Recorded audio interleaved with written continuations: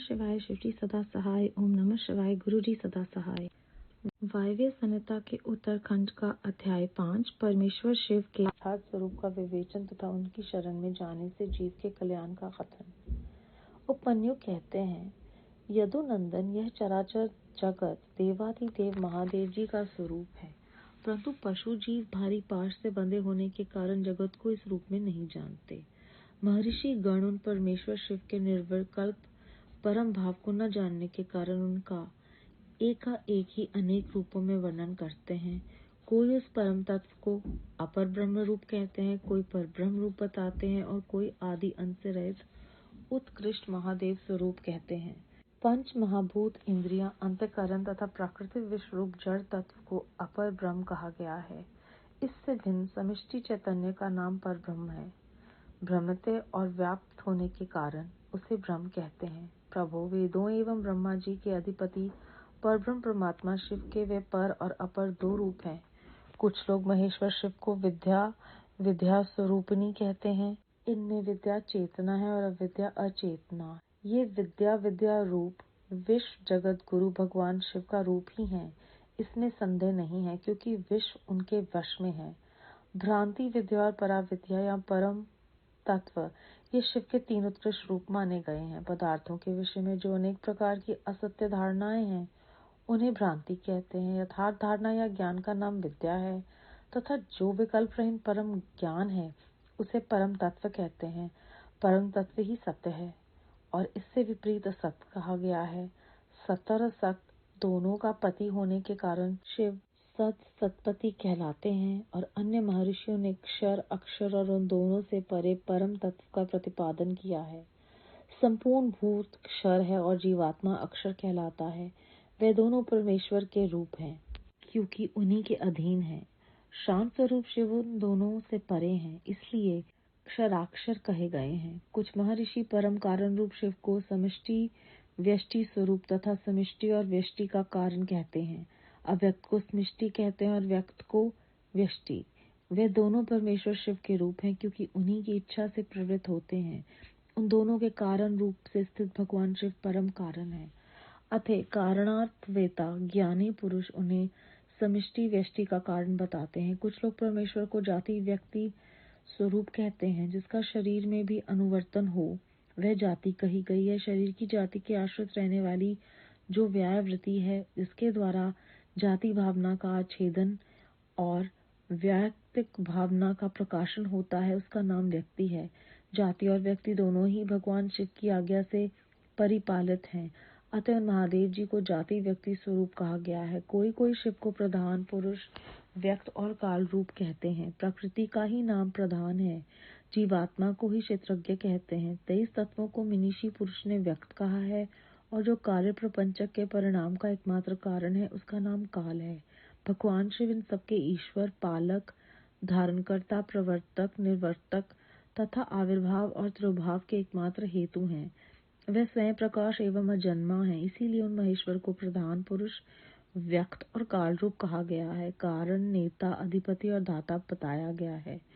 कुछ लोग महेश्वर को विराट्य और हिरण्य गर्भ रूप बताते हैं। जो संपूर्ण लोगों की सृष्टि हेतु है, उनका नाम हिरण्य गर्भ है और विश्व रूप को विराट कहते हैं। ज्ञानी पुरुष भगवान शिव को अंतर्यामी और परम पुरुष कहते हैं।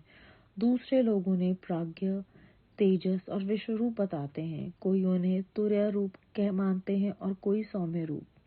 कितने ही विद्वानों का कथन है कि वे ही माता, मान, मैं और मिति रूप हैं। अन्य लोग कर्ता, क्रिया, कार्य, करण और कारण को रूप कहते हैं। दूसरे ज्ञानी उन्हें जागृत, स्वप्न और सुषुप्त रूप बताते हैं। कोई भगवान शिव को तुर्य रूप कहते हैं तो कोई तुर्यतीत, कोई निर्गुण कहते हैं, कोई सगुण, कोई संसारी कहते हैं, कोई असंसारी, कोई स्वतंत्र मानते हैं, कोई अस्वतंत्र, कोई उन्हें घोर समझते हैं, कोई सौम्य, कोई रागवान कहते हैं, कोई वितराग, कोई निष्क्रिय बताते हैं और कोई सक्रिय। किन्हीं के कथन अनुसार वे निरिंद्रिय हैं तो किन्हीं के मत में सनेन्द्रिय। एक उन्हें ध्रुव कहता है तो दूसरा अध्रुव। कोई उन्हें साकार बताते हैं, कोई निराकार। किन्हीं के मत में वह अदृश्य है तो किन्हीं के मत में दृश्य। कोई उन्हें वर्ण्य मानते हैं तो कोई अनिर्वचनीय।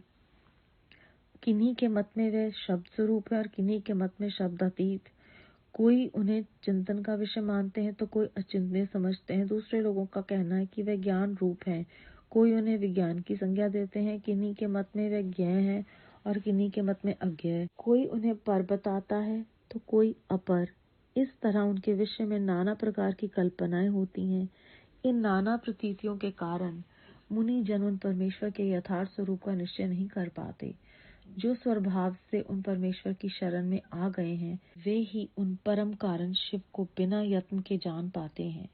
जब तक पशु जीव, जिनका दूसरा कोई ईश्वर नहीं है, उन सर्वेश्वर, सर्वज्ञ, पुराण पुरुष तथा तीनों लोकों के शासक शिव को नहीं देखता, तब तक वह पाशों से बद्ध हो इस दुख में संसार चक्र में गाड़ी के पहिए के नेमी के समान घूमता रहता है। जब ये दृष्टा जीवात्मा, सबके शासक, ब्रह्मा के भी आदि कारण, संपूर्ण जगत के रचयिता, सुवर्णोपम दिव्य प्रकाश स्वरूप परम पुरुष का साक्षात्कार कर लेता है, तब पुण्य और पाप दोनों को भली भांति हटाकर निर्मल हुआ वैज्ञानी महात्मा सर्वोत्तम समता को प्राप्त कर लेता है। अध्याय 5 समाप्त। इस अध्याय में हमने जाना कि उपमन्यु जो है वो कृष्ण जी को बताते हैं कि ये सारा जो जगत है वो उन्हीं का स्वरूप है, लेकिन जो पशु हम जीव हैं वो पाशों में बंधे होने की वजह से उनके रूप को नहीं जानते और अपने अपनी अवस्था के अनुसार उनका अनेक रूपों में वर्णन करते हैं। और ये सब उनकी अवस्था के अनुसार उनकी कल्पनाएं होती हैं। ये जो बहुत सारी प्रतीतियां हैं, इसका कारण ये है कि उनका जो यथार्थ स्वरूप है उसका निश्चय नहीं कर पाते, पाशों में बंधे हुए, माया और मोह में बंधे हुए। तो जो सर्वभाव से उनकी शरण में आते हैं वो ही उन्हें बिना यत्न किए जान पाते हैं। दूसरी ओर जो पशु अर्थात जीव पाशों में बंधे हुए हैं और जिनका कोई दूसरा ईश्वर नहीं है, वो इन सर्वेश्वर सर्वज्ञ परमात्मा को नहीं देख पाते जब तक वो इन पाशों में बंधे हुए हैं। और जब तक वो इन पाशों में बंधे हुए हैं तब तक वो एक गाड़ी के पहिए की तरह इस जीवन चक्र में आते और जाते रहेंगे। जब वो जीवात्मा शिवजी भगवान का साक्षात्कार कर लेते हैं तब उनके पुण्य और पाप तो हैं वो खत्म हो जाते हैं और वो अपने इस आने जाने के चक्कर से छूटकर परम गति को प्राप्त करके उनकी कृपा से मोक्ष प्राप्त कर लेता है। बेअंत शुक्राना गुरु जी महाराज। ओम नमः शिवाय। शिव जी सदा सहाय। ओम नमः शिवाय। गुरु जी सदा सहाय।